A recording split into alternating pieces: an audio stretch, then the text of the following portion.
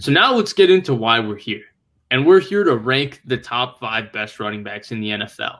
And so, Blake, before I just give you the floor and ask you who your number 5 running back in the NFL is there anybody you want to mention that didn't make your list that you kind of considered? Or Yeah, there's a couple guys. There's one main one that I'm mad I had to leave him off because I think very highly of him, and that's Nick Chubb. Now, you could have him as a top 4 guy, honestly. I think 4 to 6 is pretty interchangeable. But I had Chubb at 6. He just missed the list. But you talk about if he gets downhill going fast, like, you're not tackling him. And when you have him behind the Browns O-line and then Kareem Hunt subbing in for him, I mean, it's actually just a little bit unfair with how good those two are in that line. But he missed my list. And then another guy, Aaron Jones, Packer. I was surprised he signed back. Explosive home run hitter, adds an element to the Packers that no one else on the team adds.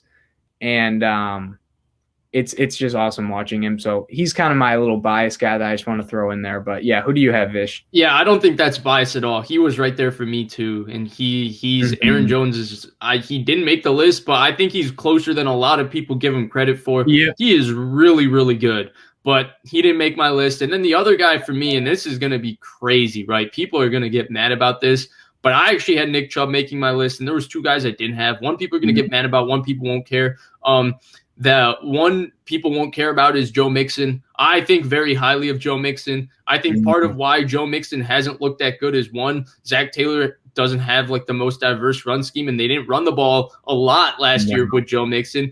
And then the other thing is that's a terrible, terrible, terrible offensive line, run blocking. I mean, you try running behind Bobby Hart, you're running into Bobby Hart because Bobby Hart only gets driven backwards. So I think Joe Mixon's as talented as anybody in the NFL, honestly. He's a fantastic runner. He's a great receiver. He's got power. He's got speed. He's got everything you look for. He's just doesn't have the production of the other guys. And then finally, the third guy is Saquon Barkley. And that sounds a little bit of a hot take just given where Saquon Barkley was drafted and just given his reputation. Obviously, Barkley is an incredible receiver. He's a great running back. And he's incredibly, athletic. He's just like Barry Sanders-like in the way he makes people miss and all of that and his explosiveness and all of that. The reason I didn't pick Saquon Barkley is because I don't think Saquon Barkley is a consistent in between the tackles runner. And for me, I grew up watching Frank Gore. So I prefer the guy who gets 4 yards, 8 yards, 6 yards, 5 yards, 7 yards than the guy who goes 2, -1, -3, -4, -5, and then busts out a 78-yard touchdown. Yeah. So for that reason, I just think Saquon Barkley, of the 5 guys on my list, is the least consistent in between the tackles runner. And that's why he didn't make the list. And real quick, somebody's asking. So this list is based on this season a little bit, but it's also based on if people are healthy. So obviously Christian McCaffrey is going to be very, very high on both of our lists, even though he was healthy for only a short amount of time last season. So without further ado, Blake, who's your 5th best running back in the NFL? Yeah, so you mentioned him already. I had Saquon at 5. Obviously, he was taken number 2. This is where I had the hardest. This was probably the hardest spot for me because I was between Saquon and Chubb, and I was like, who do I want? But my main reason for going with Saquon is I value receiving out of the running back significantly. Like, if he can't run routes, that is tough for me. And Nick Chubb is not the best receiving running back. He really only gets stuff off of screens, which I wouldn't consider that to be, some great receiving ability. But Saquon is pretty good in the passing game. And I think you mentioned it, just maybe not the most consistent between the tackles, but when he gets outside in open field, it's like it reminds me of AP in the sense that he can just take it to the house any given play. And that's why I like him a lot. And that's why I have him at 5. And also the fact that he's not running behind the O-line that's good by any stretch of the imagination is also just kind of impressive. And if he didn't get injured last year, he would have gone off. In 2019, if he didn't get injured, he would have been right up there rushing yards wise with any of them. Right. And those points are totally true. And obviously Saquon Barkley is an incredible player. So I sound a little crazy when he's not there, but there's like he's right There's a there. lot There's of I would say there's 6 elite guys, and he's the 6th elite guy Yeah. for me. And I went with Chubb over him. And for me with Chubb, it's just that Chubb obviously runs behind the best offensive line in the NFL. Saquon has not been able to have that fortune. He's been rushing behind poor offensive linemen. But the thing that separates Chubb from Saquon to me is that obviously the receiving Saquon has a significant advantage. It's just that I think Chubb is better in between the tackles. And I think Chubb, especially because they run a wide zone based offense, I think Chubb sees the cutback lane better. And I think Chubb and I think the thing that separates Chubb a little more than Saquon is that I just think that he's a little more north and south than Saquon. And I just prefer that. Honestly, it's just preference. I just prefer a player like Nick Chubb to Saquon Barkley. Obviously, Saquon Barkley's numbers are inarguable. His athletic ability is inarguable. His ability as a receiver, you can't take any of those things away from him. He's really, really a special player.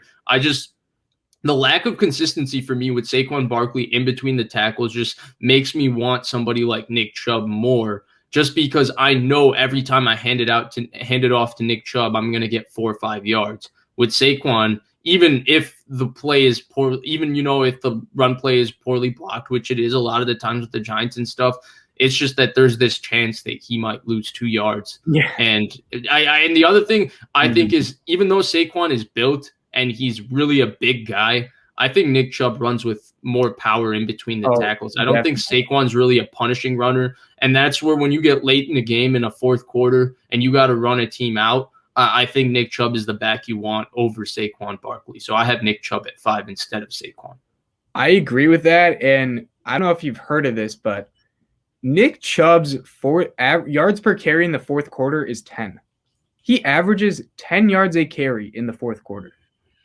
That is just ridiculous. So I actually heard of.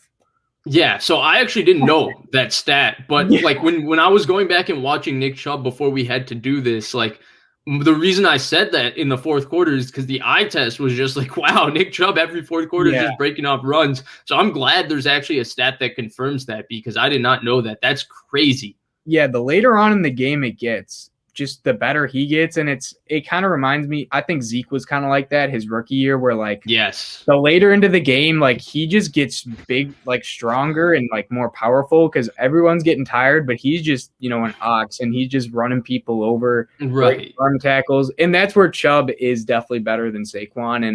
And I guess that's more of a preference thing. And I guess it depends on your offense, because if you want the guy that's going to get pretty much a guaranteed 5 yards every time he even gets some semblance of, a good rushing lane, Chubb's your guy. If you want more of a home run hitter, maybe a better receiver, more versatile in that sense, Saquon's your guy. So, yeah, I think those two are certainly interchangeable. Right. Like Chubb, if you block a run for 5, he'll get you 15. Saquon, if you block a run for 5, sometimes he might lose a couple yards.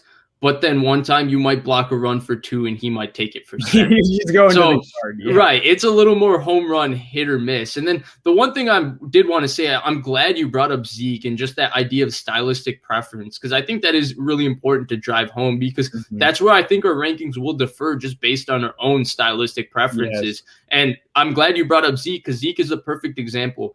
If you asked me who I thought the best running back was from 2016 to 2020, every single one of those years, I would have told you I think Ezekiel Elliott is the best running back in the NFL. And it's solely because of that reason. Just the consistency of being able to hand the ball off to him and him wearing a team out and all of that. I feel like that single-handedly can win you games. And that's why I have Nick Chubb above Saquon Barkley.